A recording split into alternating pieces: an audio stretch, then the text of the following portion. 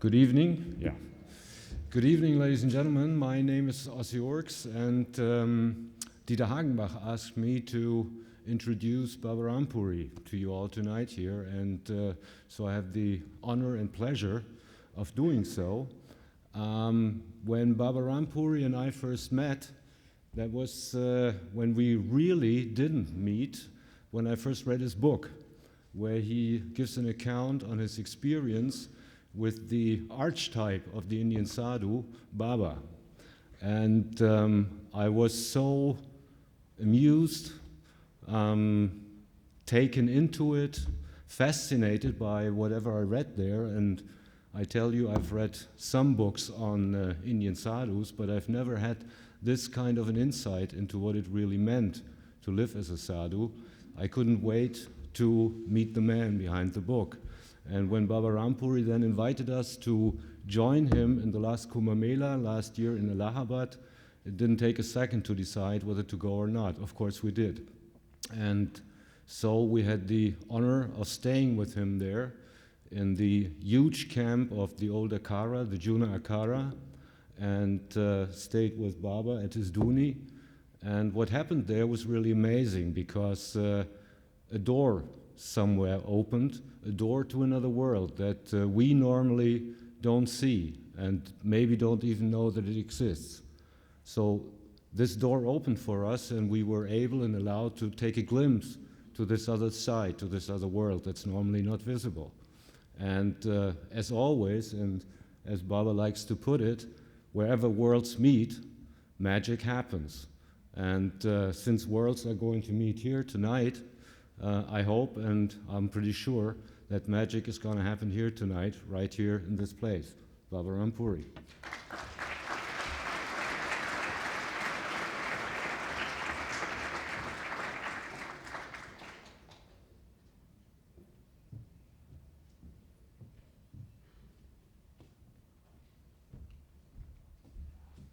Hari Om. Can you hear me? Thank you, Ossi. Magic does happen where worlds meet. At a crossroads, mountaintop, seashore, hospital, graveyards, temples. But where the ordinary world meets the extraordinary world, it requires a pilgrimage, whether internal or external. The act of making a pilgrimage is one of suspending oneself between worlds. Those locations to which one makes a pilgrimage are called tirthas, crossing over places. They are spaces containing the meeting of worlds, and standing on those intersections, one may be in both worlds at the same time. Tirthas mark the hidden entrances to the extraordinary world. They resemble a fold in the page, a hinge between the macro and the microcosms, a reflection of the inner journey on the external world, or a reflection of the heavens on earth. Those who go on pilgrimages become witnesses of mirrors. The main reason for making a pilgrimage is for the beholding, for darshan, and the resulted blessings. Darshan derives from the Sanskrit root drish, which means to see, and is the beholding, the seeing, not the looking, as a tourist may do, but the beholding itself. And as mirrors continue to reflect images deeper and deeper within, analogy operates, reflecting the macrocosm on the microcosm. The world must benefit from his pilgrimage So having had darshan, the pilgrim must bring something back to his village. Not just memories, but something auspicious that brings magic and prosperity back home. Pilgrimage is also a story. Each pilgrim a hero, and every hero has a quest. That quest may take the pilgrim outside of his normal world, outside of the realm of society, where new rules and laws are in operation. And it's here that the pilgrim connects with the stars. The pilgrim reflects a story on the surface of the earth that is told in the night sky and connects with a great chain of resemblance and reflections. It means achieving a kind of immortality, as it were, as the pilgrim's spirit may be absorbed knowingly or unknowingly by so many human beings over time. And the human beings lend hands, legs, and tongues to that spirit. I feel extremely honored and pleased and humbled to be speaking to you this evening. The presence of so many great thinkers here, magi, alchemists, shamans, and as my friend tells me, secret agents, sharing their very considerable experience, knowledge, and commentary here with us, make me feel the presence of the Mother Goddess herself, her eternal renewal and blessings. And it's exciting for me to have an audience like you from all over the world exploring our consciousness and then taking something back into the world. The organizers of this conference deserve the highest praise, and I want to thank Lucius and Dieter for their extraordinary work. But most of all, I want to thank Dr. Albert Hofmann, a truly great man,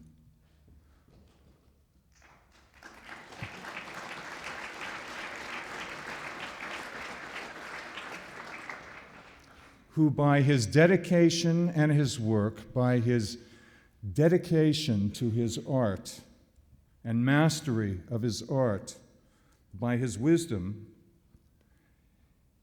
he made it possible for a lot of us to acquire a much greater knowledge of ourselves and the world, and to have access to the extraordinary worlds many of us have spent our lives exploring. To me, he is a living deity.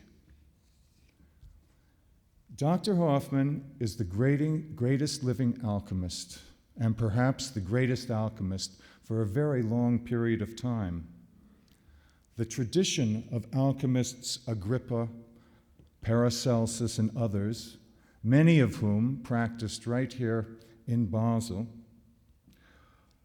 regarded the alchemist ultimately as constituting the only real subject and object of his own experiment. So when Dr. Hofmann became both the subject and the object of his experiment, on that day in 1943, when he unwittingly had that first trip, he successfully invoked a spirit that has lived amongst us ever since. A spirit that opens the doors of perception and experience, giving us the possibility of impossible thoughts and taking us where we thought it was never possible to go. Many of us think of alchemy as the art of turning base metal into gold. using a philosopher's stone or magic elixir. Using this analogy, the ultimate purpose of the alchemist is the transformation of the ordinary human life into the extraordinary by means of knowledge of the self. Paracelsus taught here in Basel that the whole universe is reflected in man, and the keys of knowledge are the same. In 1527, the alchemist Agrippa stressed in a letter that there is a secret interpretation and understanding which cannot be conveyed by the printed word alone, but must be transmitted by master to the disciple, echoing Pythagoras and Plato. Agrippa was very suspicious of faith. He insisted on direct knowledge of the sacred by its experience. I think it's fair to say that in the 60s, the experience of perception-altering substances, LSD and so forth, spurred a diaspora of trippers on various quests for knowledge all around the world. A number of signposts pointed increasingly to India, and many who I would later meet in India would tell me, in effect, LSD sent me. We had a glimpse of something and wanted more access to the extraordinary world in which it lived. It compelled us to take the psychedelic experience further and make some sense out of it. A dear friend of mine, Uma Giri, who was a Swedish model in the 60s, who became one of the very rare female Naga Babas, she wrote, "LSD parted the veil and made an opening into something else, into more than we had ever been able to see in and around ourselves. Its atmosphere was magical and mystical. But for me, these qualities were just not reflected in the English surroundings. The music, Timothy Leary, the Beatles meeting Maharishi Mahesh Yogi, all this said to us that India was where the magic, the mystic, and that something else might be found. People had smoked dope. That didn't do it. It was LSD that carried the idea of India to us all." This is from David Tomeroy's book, Season in Heaven.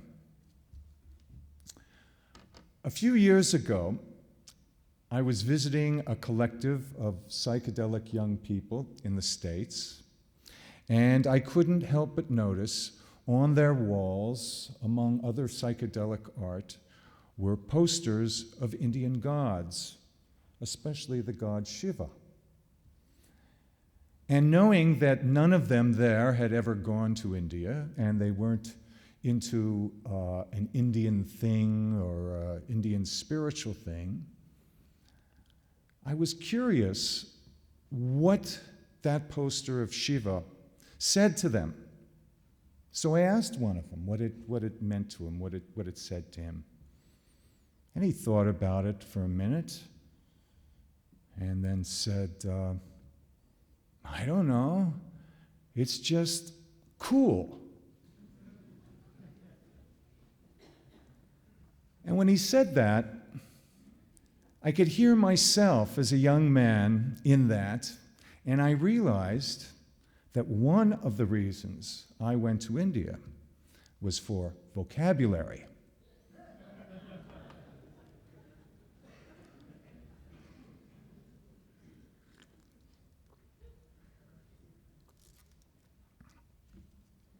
And many of us comb the world and its religious, philosophical, and shamanic traditions, searching for a vocabulary with which we could start to make knowledge out of perception, which we could use to start creating those categories of thinking that were so obscure, that are so obscure in a consumer society.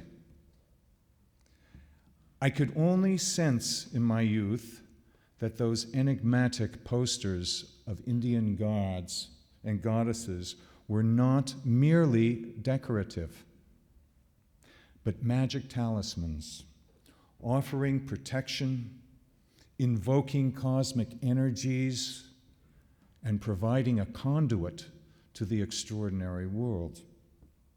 And even that magus himself, Jimi Hendrix, appeared on one, the Axis Bold as Love album cover. The Bhagavad Gita, Tibetan Book of the Dead, and other various works of Vedanta, mythology, philosophy, they started giving us words that we didn't really have before. Karma, Dharma, Bardo, Guru, Nirvana, and even yoga and yogi. And then the discourse of India. All this that you see with your eyes, well, there's a lot more happening. Let Aristotle be damned, this is all illusion. Who's doing the seeing anyway? It was not nearly enough for me and others to read the philosophy of India or assign meanings to its mysterious posters, which were indeed talismans of protection and guidance. The psychedelic experience drew a line in the sand by which we could measure other mystical experience. It's got to come up at least to this level. If it doesn't, then we already have our acid, but we wanted to take it further. We watched the earth breathe and come alive. We saw the interconnectedness of things, of nature. It was as if our consciousness was painting the world and indeed reflecting it. The title of my talk this evening is The Edge of Indian Spirituality. I see the mainstream representation of India in much the way I see the mainstream representation of the news today. Our understanding of India is an imperial culture's construction of its colony. I clearly saw this in my own thinking and continue to discover the artifacts in my thoughts. I felt blocked in my own attempt to penetrate below the surface of things, even after a number of years in India. I discovered I was limited by my own imagination, and that my search for meaning kept turning inward upon itself. I found that the meanings I assigned to new words were not new insights into an esoteric culture, but old meanings that I was using new Indian words to represent. I felt like someone who was colorblind and trying to adjust the excessive red or blue in a Photoshop photo on Photoshop. Like a detective searching for the motive of the accused, or an archaeologist digging for potsherds, trying to understand something that disappeared thousands of years ago. I was compelled to find out who I was. What made me see the world in the way that I did? What made me organize my perceptions in a way that was consistent with the discourse of the land of my birth? For I realized that this was the only way that I could gain entrance into the extraordinary world.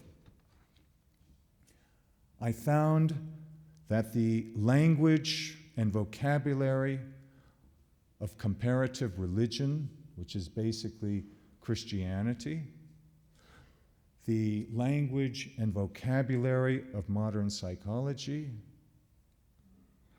only constructed an idea of India which was very different from what was under my feet. It was like reading a description and analysis of an acid trip by somebody who had never experienced it. All the rational thinking and Cartesian logic in the world would not take one any closer to the experience and its articulation. So I'm going to travel back past the 20th century, a couple hundred years, past the so-called Enlightenment, past the Renaissance, and into Hermetic times, the days of alchemists, to find a vocabulary in which to articulate the oral tradition of India, the oral tradition of Naga Babas. At the age of 18, when I first came to India, I was enchanted by the yogi-shamans, by the Naga Babas of India. Naked in ashes, long dreadlocks twisted with marigolds piled on their heads like crowns, proudly austere, sitting upright in some yoga asana, giving blessings to wild-eyed pilgrims, seekers and the poor. They shouted out mantras that charm or curse people's lives. That was the public image.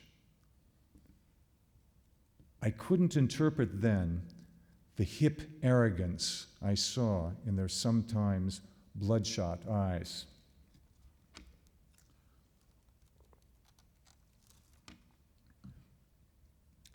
They seemed about as far from the ordinary world as one could wander. Sort of my story as well, having traveled as far from the land of my birth as one could go. They were naked. They wore ashes from their sacred fire instead of clothes. They had few possessions other than their few magical instruments, their tridents, their tongs, their water pots, and lest I forget, their chillums filled with the magical sacrament of cannabis. It wasn't that they were mad. This was theater. There was a narrative, something arcane from another age. If it was theater, it was also ritual. For where those two worlds meet, one being a mirror image of the other, the narrative of self-knowledge is performed. According to Indian storytelling, some 2,500 years ago appeared a man who became known as Adi Shankaracharya, India's greatest philosopher, prolific commentator on all the sacred texts, poet, and for our purposes here, the founder of the monastic order known as sannyasis. And then, from among these sannyasis, about 1,000 years ago, a number of lineages of naked yogis formalized even more ancient bonds, going back countless thousands of years, into an association known as the Akhada. the naked yogis became known as Naga Babas. In India today, an akhada is usually a wrestling club located behind a Hanuman temple. The naked yogis, however, in the akhada of old and even today, perform a different kind of wrestling. Outwardly intellectual, rhetorical, and political, but below the surface of their theater operates a human machine called tradition that carries knowledge down through time. The akhada's collected lineages look back for their origins to the age of Treta, many millennia ago, the age of the epic poem, the Ramayana, and to the three-headed guru of yogi-shamans, Dattatreya, their ultimate founder. Guru Dattatreya is naked. His dreadlocks touch the earth. He is the son of a progenitor of the human race, Atreya, and his wife, the personification of female Shakti, of female power, named Anasuya.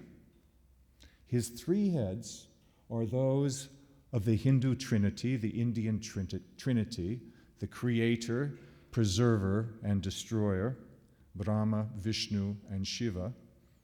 His four dogs are thought of as the holiest and most sacred of the Indian texts, the Vedas. And the mother goddess herself sits on his lap. After all, he is an incarnation of her husband.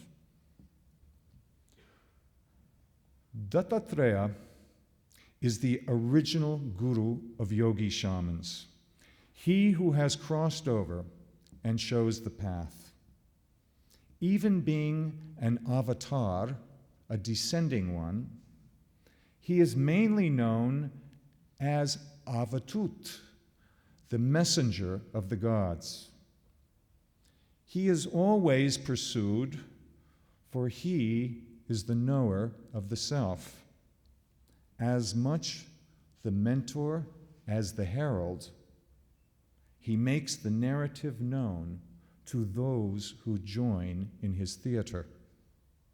The guru provides the means for knowing the self, and the self reflects the entire universe. Even today, in the akhada of Dattatreya, which is now called the Old Akhada, each yogi sees Dattatreya as his guru.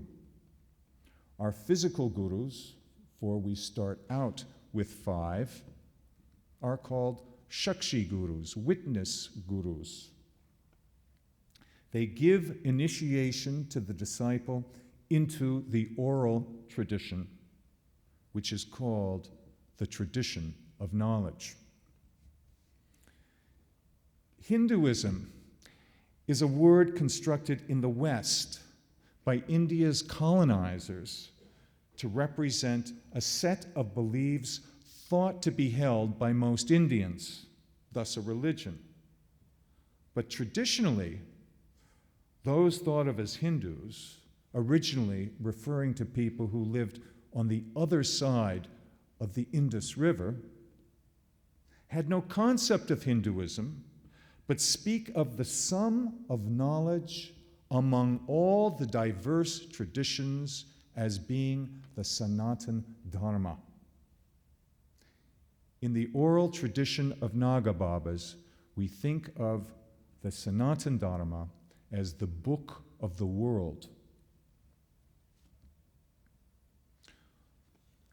The world is the container of all things, and the book of the world is its articulation.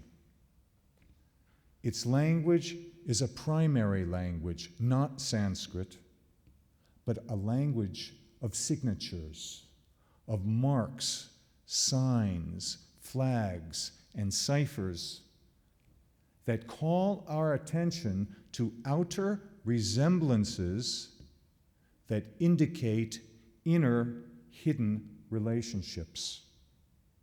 The world and the sky are awash in language. They reflect each other as man reflects the sky. We see its script in the night sky. We see the marks on earth, the great rivers, mountains, oceans, and forests, and the distinctive features on our own faces and bodies.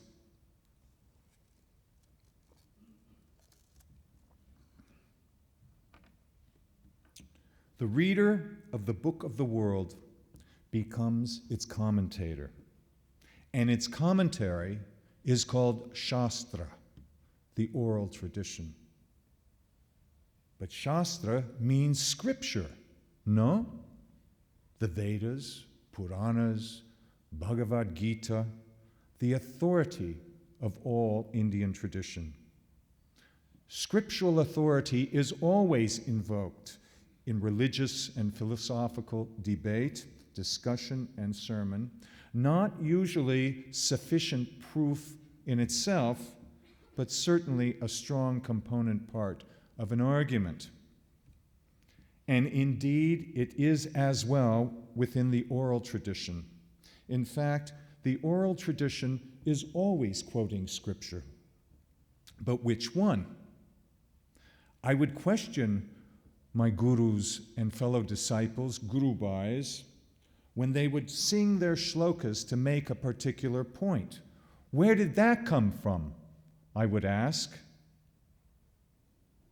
But my gurus didn't memorize shlokas from holy books. And they didn't use my linearity.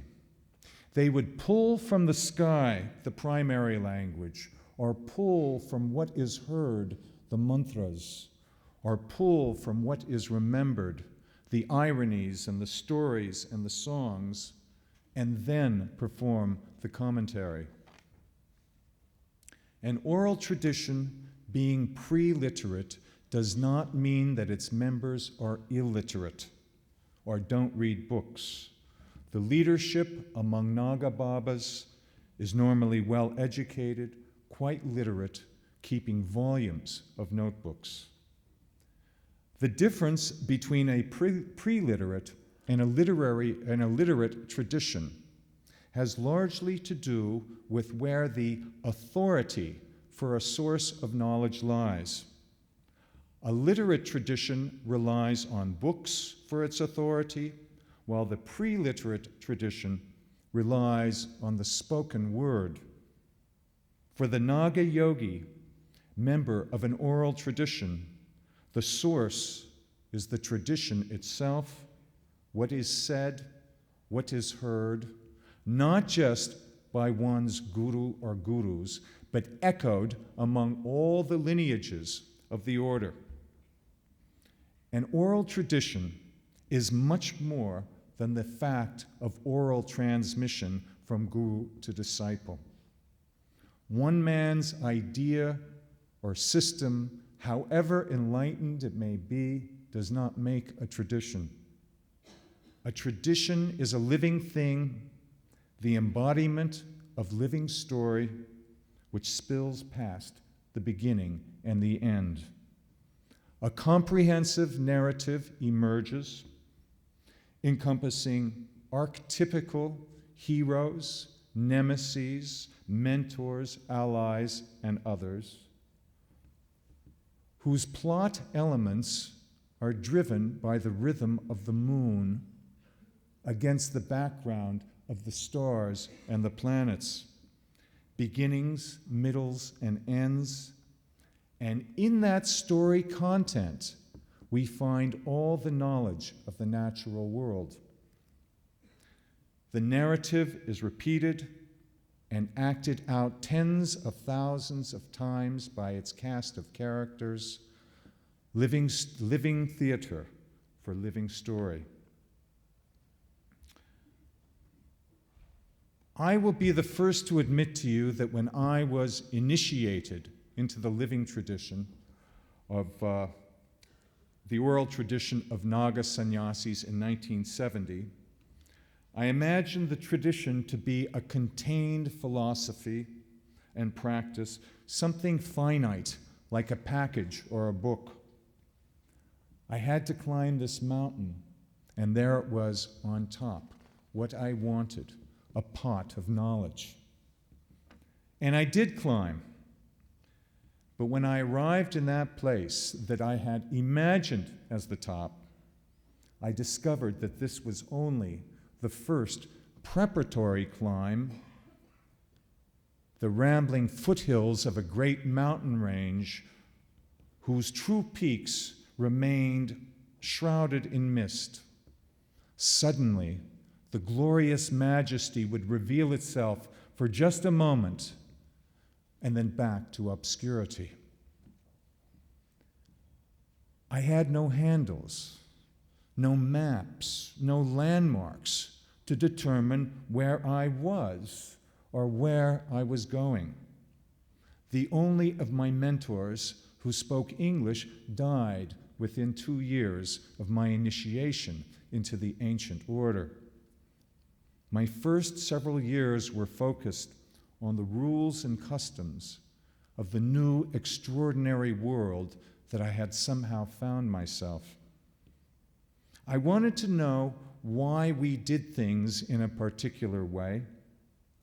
I wanted to know how all the rules and rituals connected together in some way to make something or mean something. I really wanted books.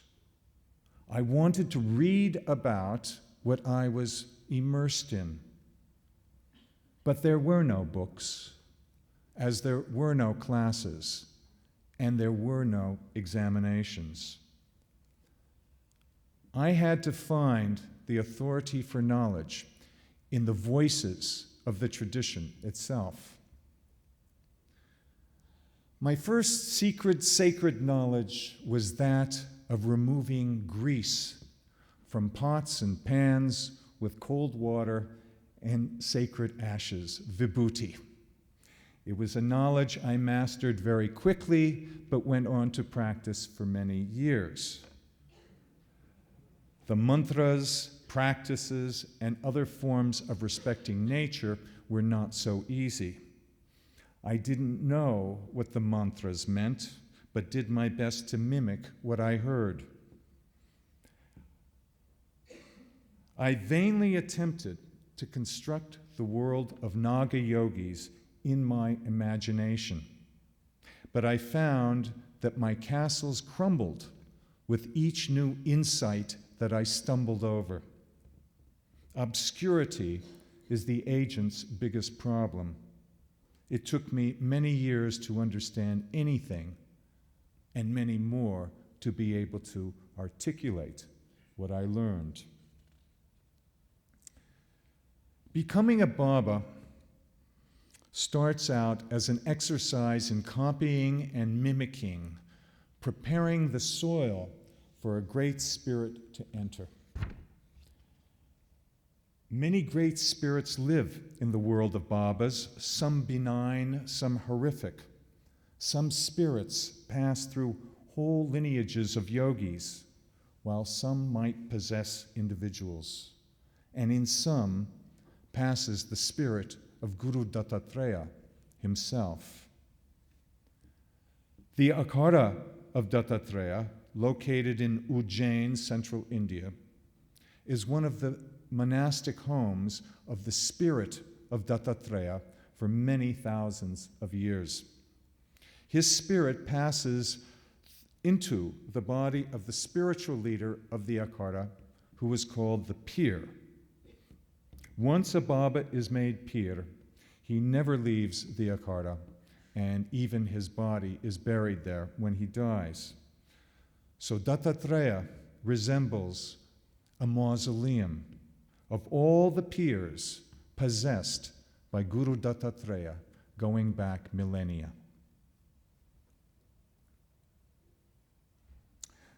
There are bodies we must choose, said Hari Puri Baba, my first guru, just before he left his body for the last time, that have certain minds, certain dispositions. These become suitable for passing the tradition down through time. These aren't the only spirits floating around possessing human bodies. There's also the spirits of love, of hatred, of benevolence, of artistic aestheticism, of violence and patriotism. Humans also become possessed by the spirits of planets, of rivers, deities, and celestial dancers.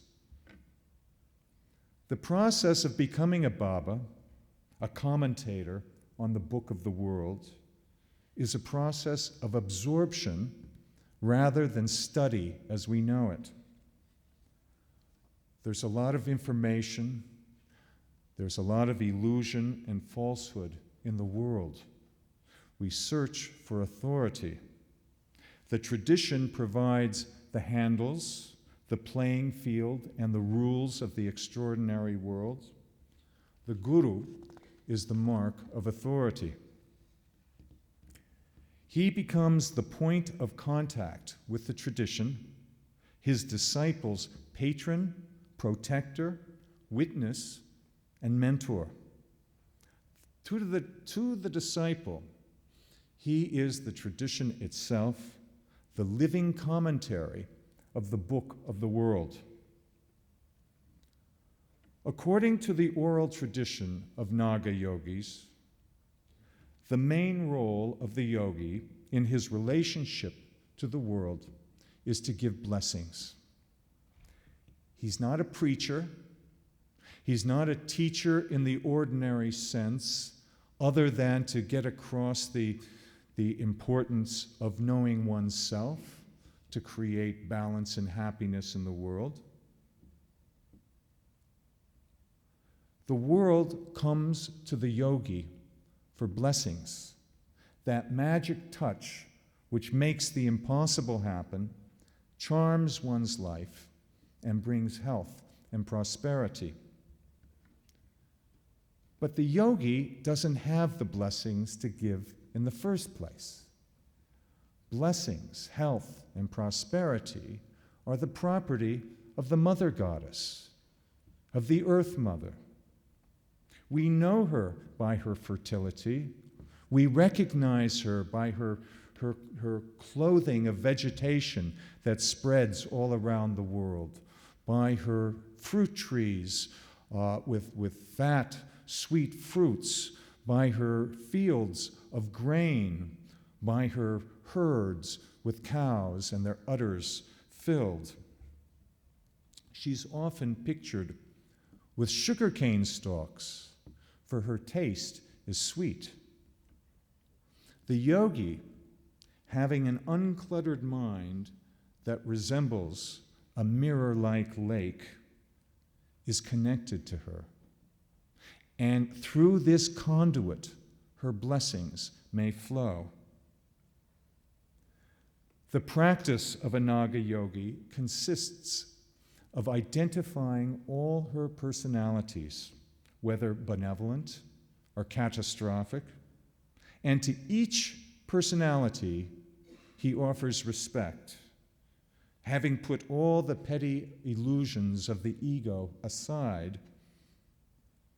Her benevolence may flow unimpeded. With one's mortal gurus and gurubhais as witnesses, one calls on Guru Dattatreya for his teachings.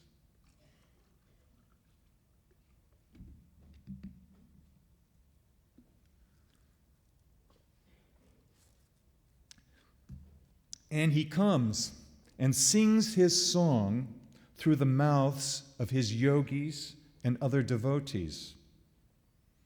His words on the surface tickle us with their irony and iconoclasm.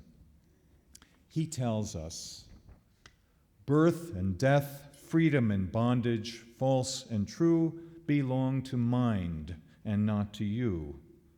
Why do you weep, my son? Nor you nor I have name nor form.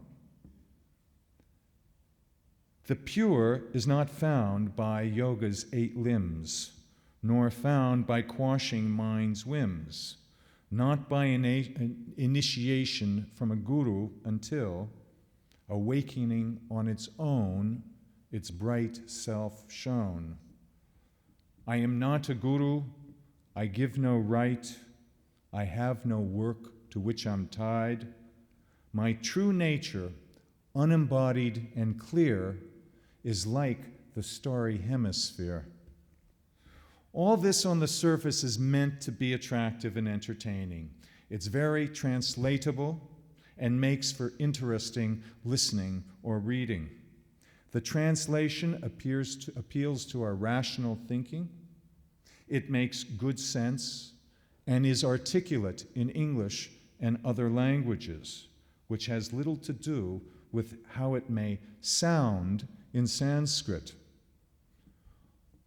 For in Sanskrit, in the bursting out of song that lives beneath the voices of its singers, in its hypnotic rhythm and meter, rhyme and meter, in the nuances and duplicities of words and sounds and their meanings that could never be anything but what they are, portals open up.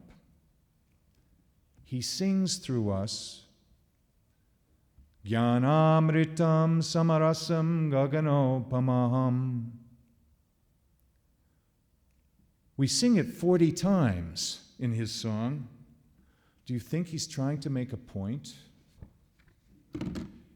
It's Guru Dattatreya's refrain, punctuating all of Alice's rabbit holes, a line that has never left me alone since I first heard it. It made me chant it.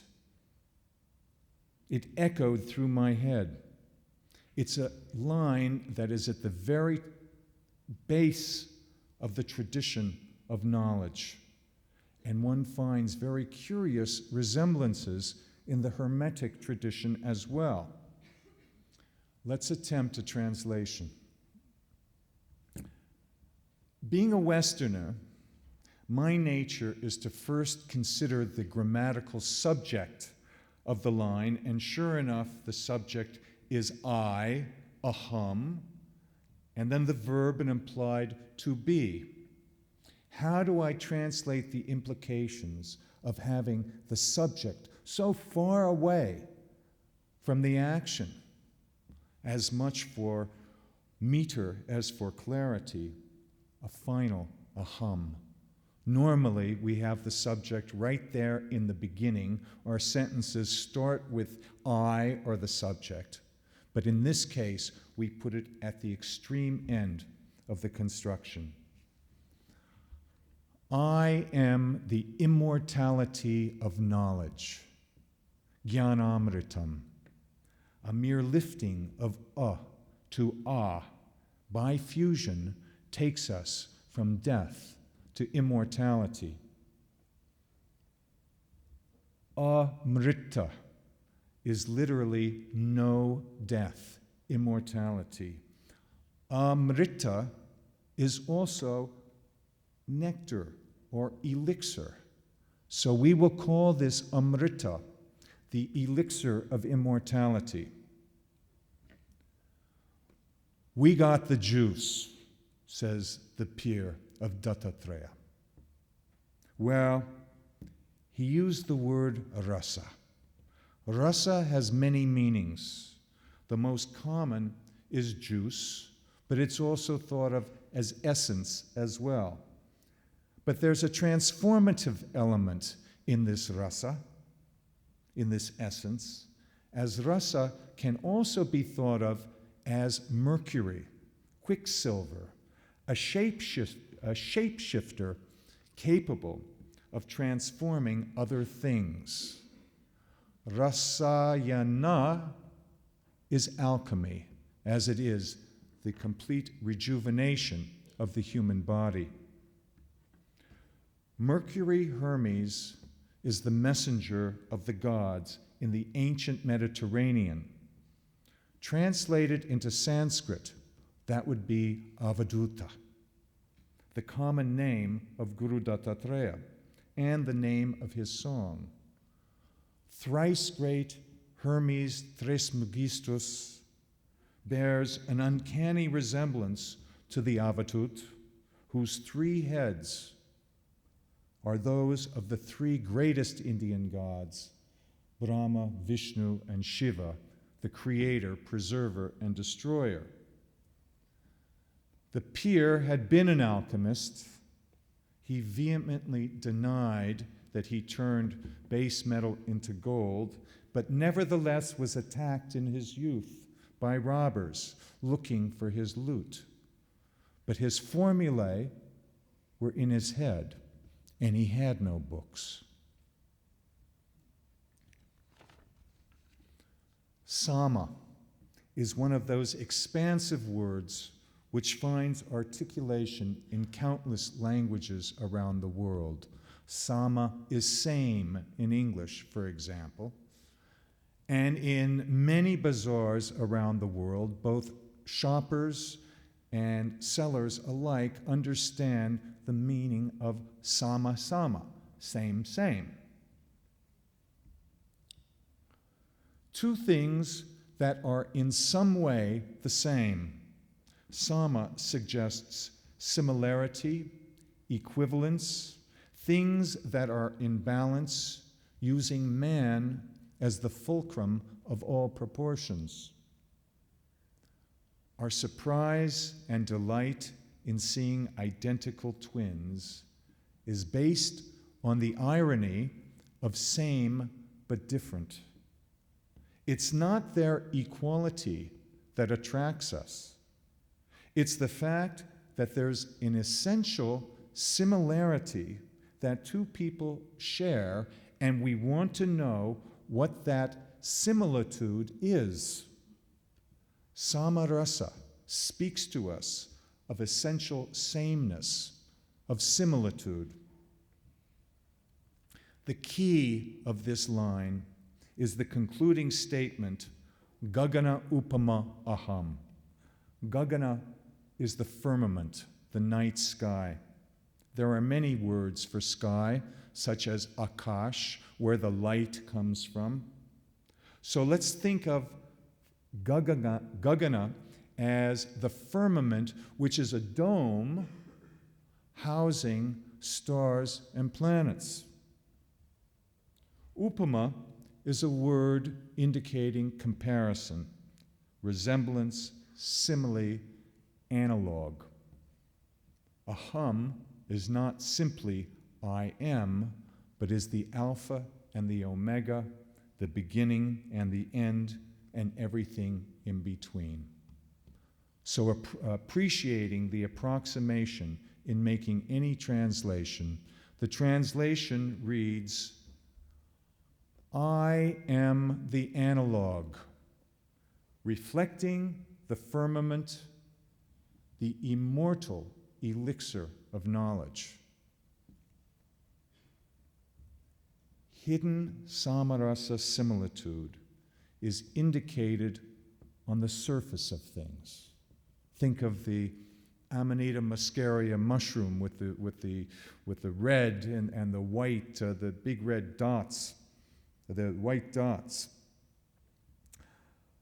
A visible mark for an invisible analogy, to make it known so that we can recognize it. The dome of the sky reflects the dome of our speech, from our throat to our lips. Imagine this as a dome. The stations of articulation and their operation in speech mark our vocal dome as the stars mark the sky. The domes are analogs of each other. For, as the stars are witnesses and therefore the storytellers, crisscrossing all lives and all events, now and forever.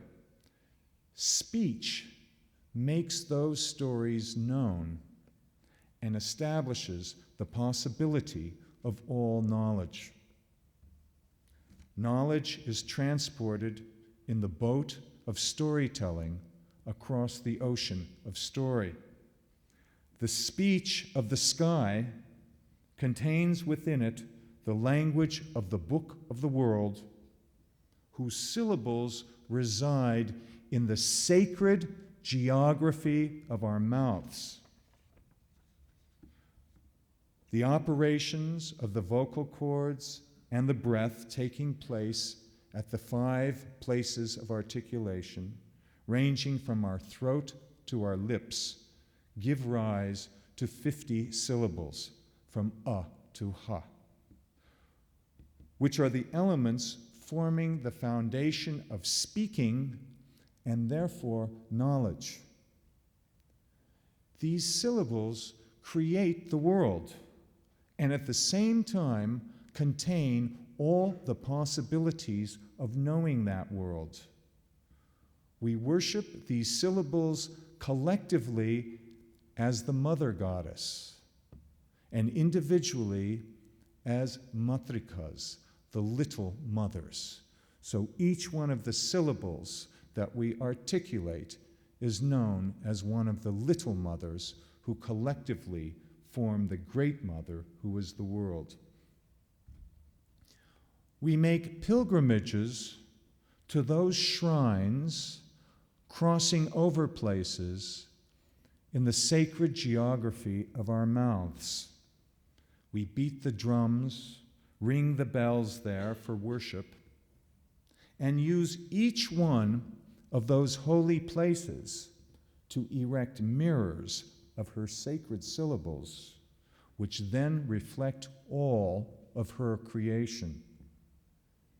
It is said that before speaking, Shiva once played his double-headed drum, and the sound of each beat produced a little mother who is known by her syllable.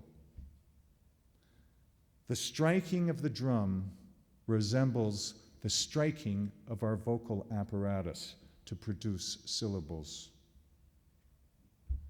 The arrangement of nature may appear chaotic, but it is not accidental. When I saw that nature placed 2 things next to each other, I realized there to be an interior connection between these 2 things, and that they share a similarity. And in this bond, properties, movements, and influences are exchanged. Syllables and sounds are linked together as they touch and change each other.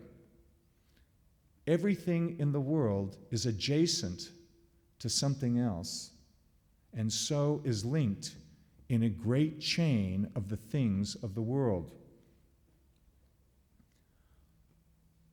The mother of creation is known as Saraswati. Her onomatopoeic name reflects the primal contact of earth and water. And if one listens to water running over stones, one can hear her name, sort of Sara, Sara, Sara, Sara, Sara, Saraswati.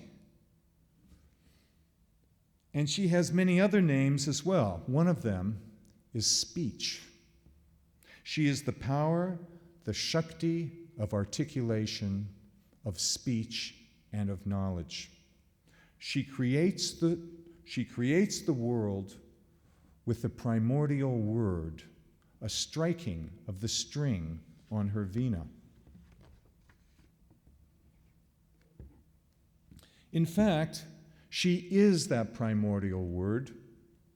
Before there is the world, there is only pure consciousness.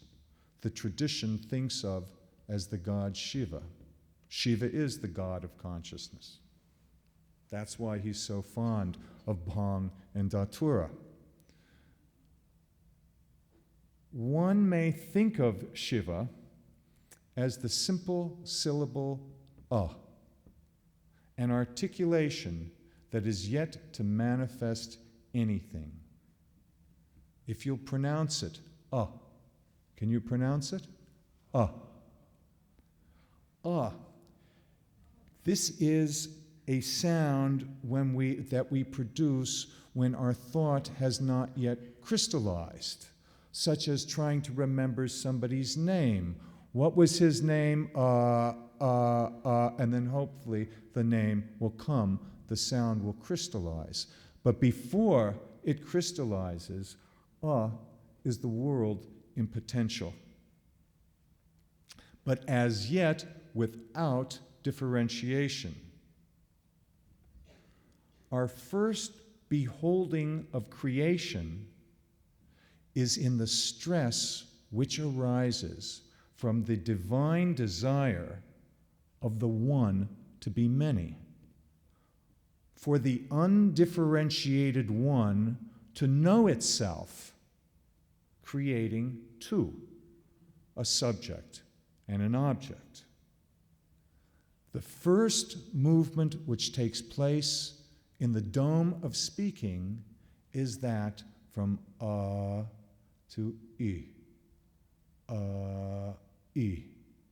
If you pronounce it yourself, you can feel this first movement, the first stress.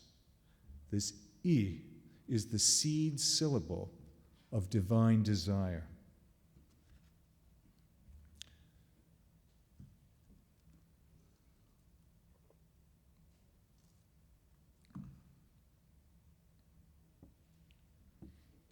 The narrative of creation thus becomes an analog of speech.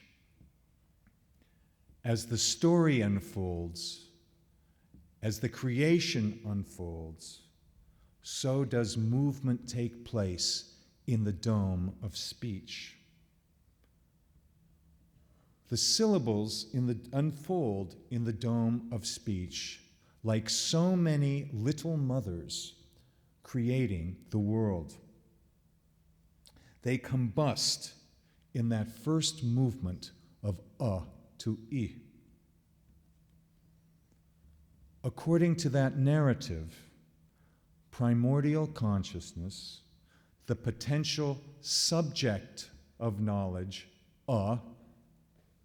and primordial matter, as yet unmanifest, the potential object of knowledge, the syllable e, appear through cosmic mind stuff, reflected in an unruffled mirror lake of intellect, into a separation of a subject and an object of knowledge.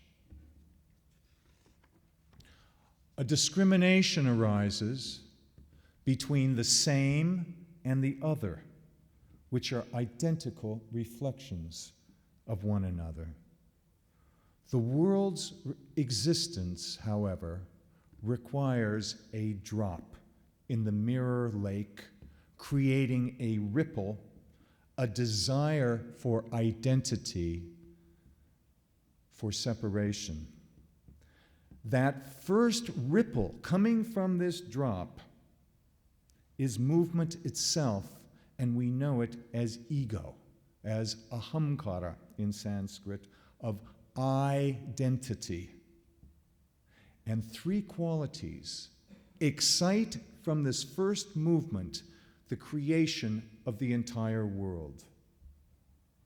With the active pulling, the passive resisting, and the balanced balancing, the world comes into existence with a thunderous aham, the 50 syllables and their mirrors manifesting the entire world. The syllables all join together in a chain of the world, and according to how those sounds coalesce, come together in our dome of speech, determines how we know that world. The garland, the necklace of these syllables, the Varnamala. Kali's necklace of skulls is a chain of convenience where all things are proximate to each other. Convenience is an upama, a resemblance, connected with space in the form of a graduated scale of proximity.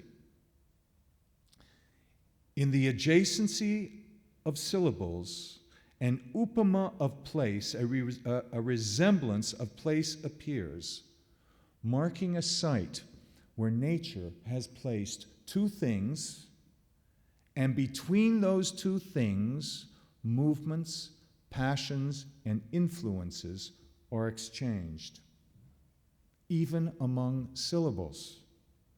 This relationship is the hidden reason for their adjacency, upon which is superimposed the visible mark. Resemblance, however, is not limited to place and is able to function at a distance without motion, like the reflection in a mirror, a duplication of the world. Reflection enables things to imitate each other, to imitate one another from one end of the universe without connection or proximity. Distance does not exist between things that are reflected. After all, what is the distance between your reflected image in a mirror and its surface? So reflection does not require either proximity, distance, or movement. Upama as analogy joins together proximity and reflection, and through it, all marks and signs of the universe can be drawn together. Things resemble each other. Signatures of the world tells us where the analogy lies, how one sees it, by what mark it may be recognized. Adi Shankara, who I mentioned in the beginning,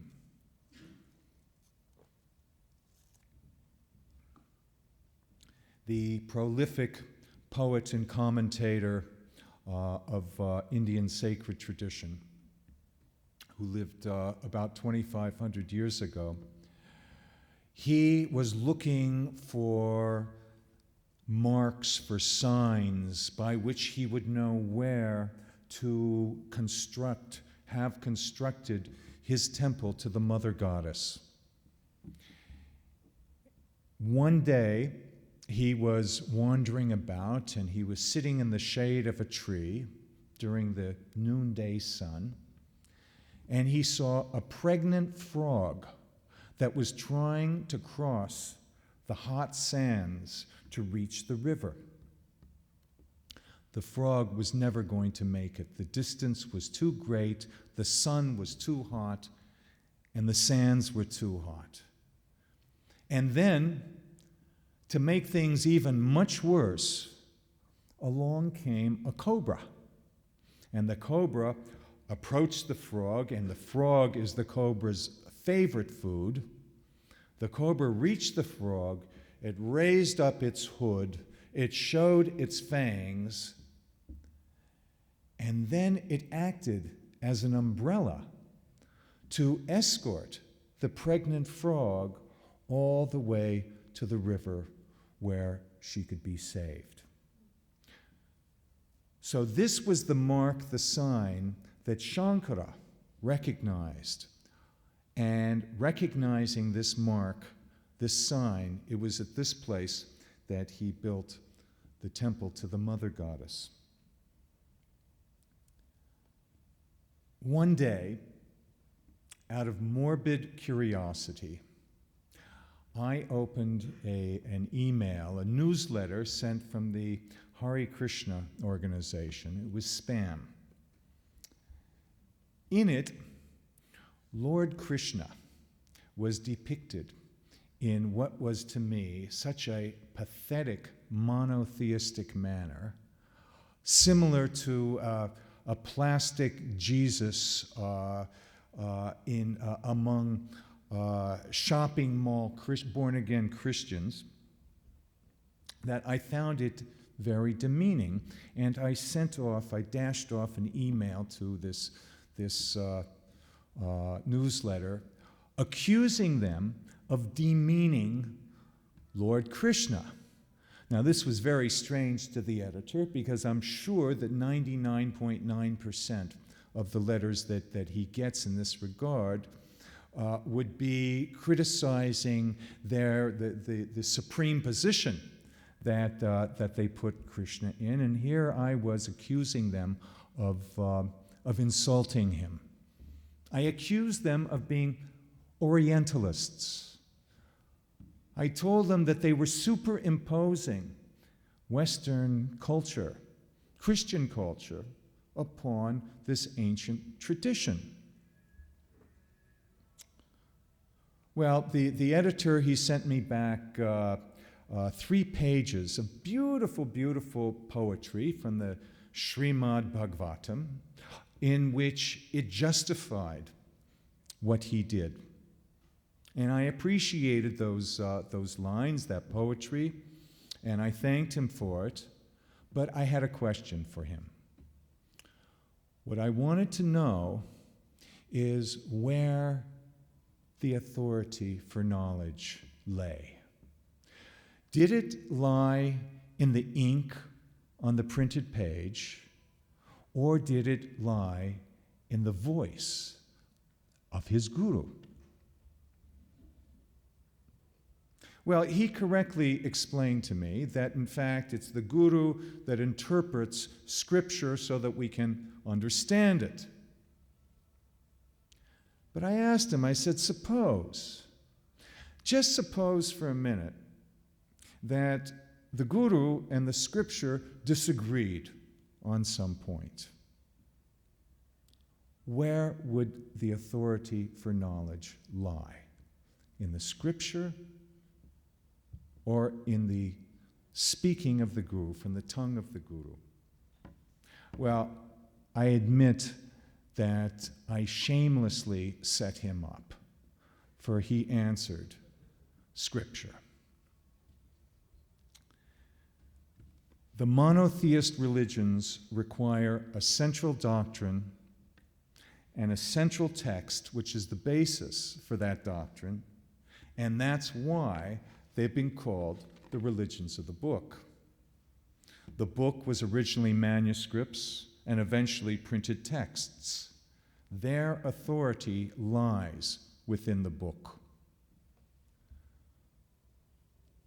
When the colonizers of the 18th and 19th centuries and their scribes in the human sciences wanted to map Indian thinking, they had the daunting task of defining indigenous Indian religion in such a way where it could fit all the categories laid out for it and put it on the grid of all things that, of course, we here in Europe maintained.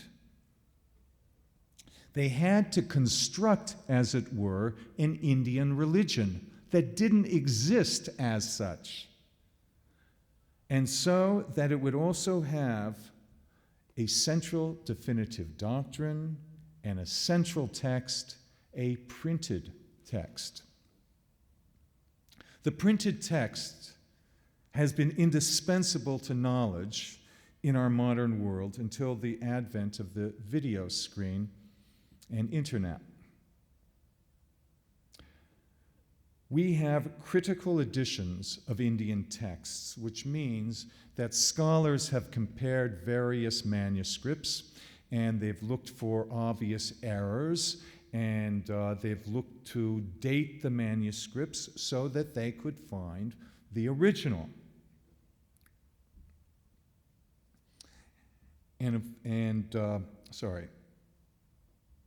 And these original manuscripts were originally made by somebody who listened to something being recited by a member of the oral tradition, and then they wrote it down. And of course, when the word got out that Europeans were looking for manuscripts in India, then manuscripts showed up by the truckload. One of the most famous of them was a text called the Ezor-Vedam, which was a fraudulent text that was produced by the Jesuits in the French colony of Pondicherry to demonstrate the inferiority of the idolatrous Indians to Christianity. Voltaire, of all people, God bless his soul, used this text, believing in its authenticity, to demonstrate the subtlety and superiority of Indian thought to a decadent Christianity. So you have a yogi in the oral tradition who is reading the Book of the World and commenting on it, making the songs, doing this daily, and somebody comes along and writes all this down. And then his words, the commentator of the Book of the World, the yogi, his words are separated off from his mouth and from his body, and this becomes the manuscript. It's as if a snapshot in the day of the life of the oral tradition. I'm reminded by that very famous painting of Magritte, in which there he paints a large pipe, and then on the canvas he writes, "Ceci n'est pas une pipe." This is not a pipe. Well, can you smoke it? The words require a voice, and that particular voice of authority in the oral tradition provides the context and the exegesis, the interpretation. Once removed from its source, the text may now take on a life of its own. Interpretations may be read into it. It may be edited, updated, translated. The words may undergo some sort of transformation according to the needs of the academy, not the tradition itself. And the words are forbidden from leaving their pages. They are imprisoned by the front and end covers of the book. Gutenberg and his printing press started the modern process of taming the wild profusion of knowledge, civilizing vast, overgrown tracts of wilderness. Knowledge started migrating into the printed page, where it could be safe, where it could be safely displayed like the wild animals in a zoo. The more it migrated, the more it became information, and the more it lost its context. But in the process, it gained a much larger audience than that which could be maintained by the power of the voice alone, within the reach of the voice, and as such, it usurped the authority of that voice. Books demand literacy, which was rare when they first started showing their covers. A modern education, culture, discursive reasoning were necessary if they were to be useful, even if one could find access to books themselves. After all, in those days, Amazon was a big woman. But most important of all, the culture of literacy demanded a change in the way language was used. Language and the world became disconnected. Language began to express man's ideas about the world rather than being an articulation of the world itself. A new mapping process began. Words got lost. They no longer marked anything and were condemned to live only on the pages of books from which they were borrowed to colonize people's speech. Indian tradition has it that each day in the life of Brahma resides a full cycle of time for the world, divided into 4 ages. Everything begins perfect. Everyone's enlightened, and it's all downhill from there. And so it is with the oral tradition and readers of the world. A process takes place not unlike the children's game of post office, where one child whispers a statement into another's ear, and in a circle, this same message goes from whispering lips to waiting ears until it completes a full circle. We can see how the statement degrades. And in the case of the oral tradition, the same thing takes place. But this is supposed to happen. If an oral tradition is not dynamic, it dies of stasis. The articulation of the commentary must have some connection with the discourse of the current world.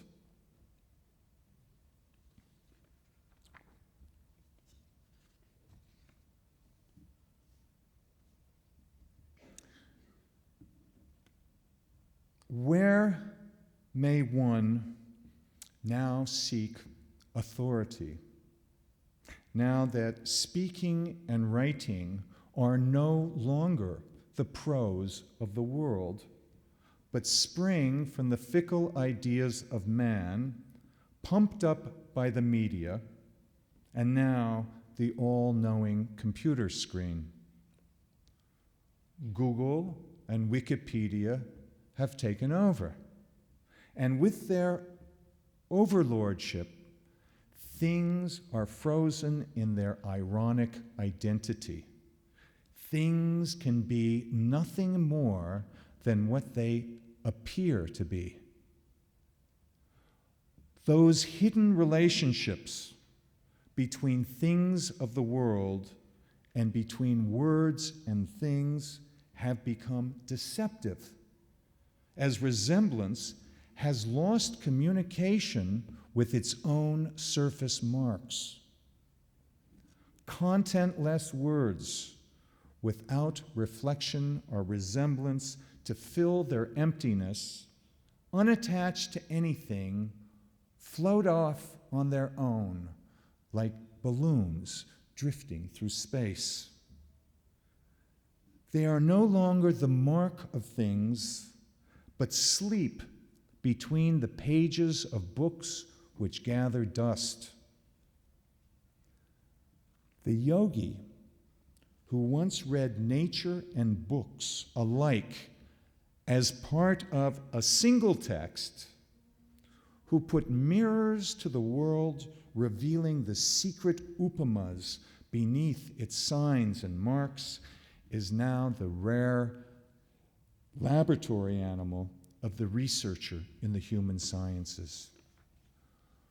The New Age places him in the same category as fantastic gods and demons, to be discovered among piles of lonely words in the cages of books and on the TV or computer screen. What has become important is identities and differences, no longer resemblances. The consumer age is built on marketing. The age of resemblance has been left behind, and it leaves in its wake games whose enchantment grows out of the new kinship between resemblance and illusion, and the distorted memory of an oral tradition in which all things of the world could be linked indiscriminately to man's experience, theater, and credulities. The noble, rigorous, restrictive figure of the yogi is to be forgotten. The signs that mark him are to be thought of as the fantasies and charms of a knowledge that had not yet attained marketability. The new yogi stands on his head and marvels us with his contortions and acrobatics. His body is perfect.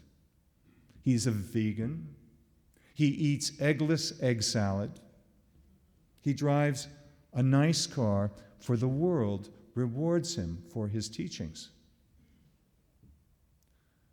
But magic happens where worlds meet, where the world of the oral tradition of Naga sannyasis, Naga yogis from India, meets the Symposium of Consciousness in Basel, Switzerland.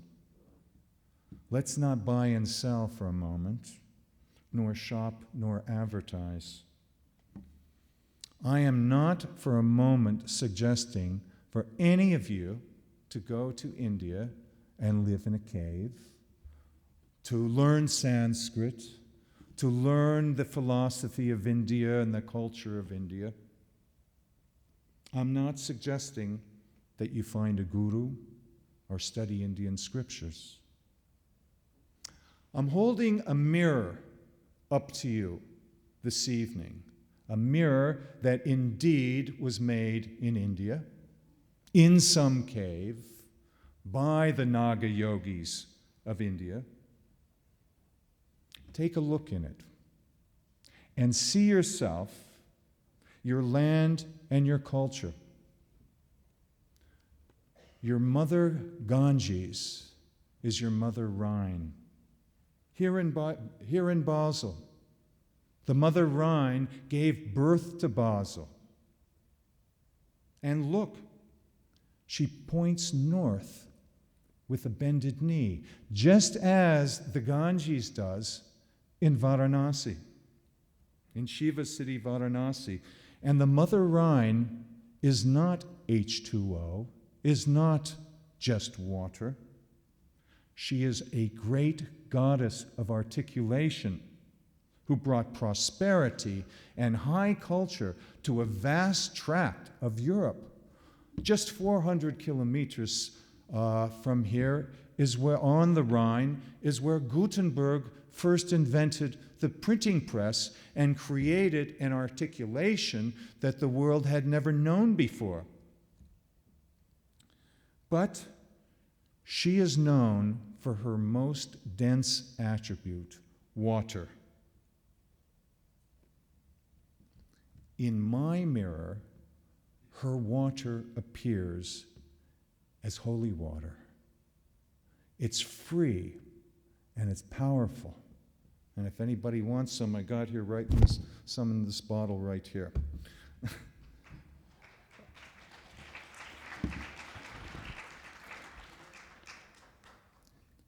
I believe a time has come for all of us to become true yogis, connected ones. Yoga comes from yuj, which means to connect.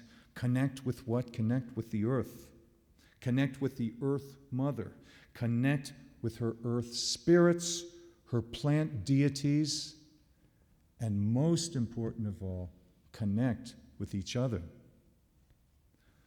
The earth spirits are sad not only because they're buried under millions of tons of cement, but because we've forgotten them.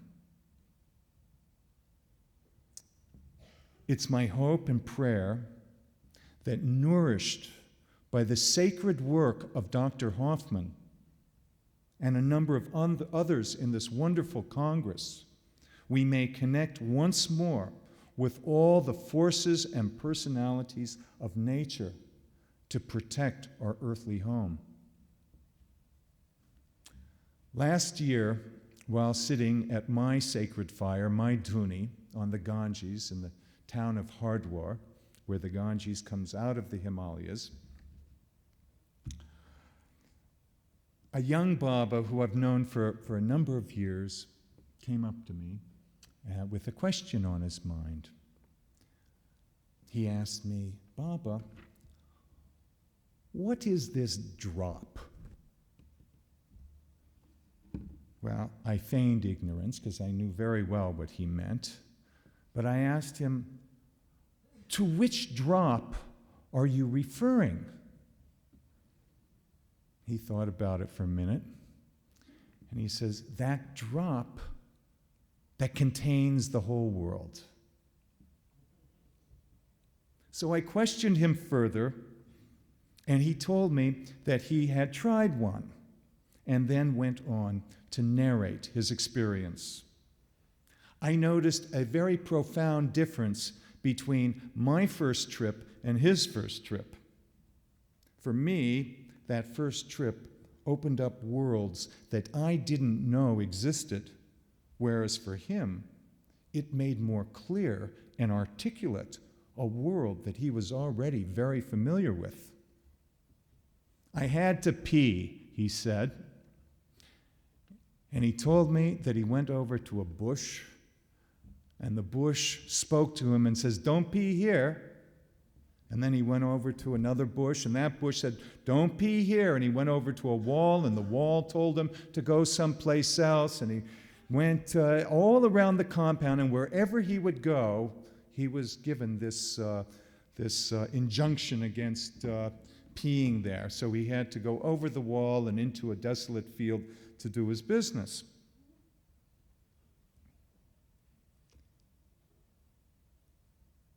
Finally, he left the compound of the ashram and found a lonely spot in a desolate field.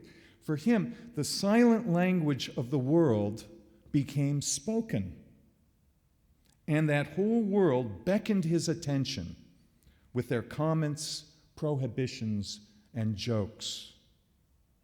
But when he returned to his true tripping companions, as two other Babas had also had a drop, he found that as the world's silence became chatter, he no longer needed to even speak with his friends, as they could now communicate with each other from inside each other's heads.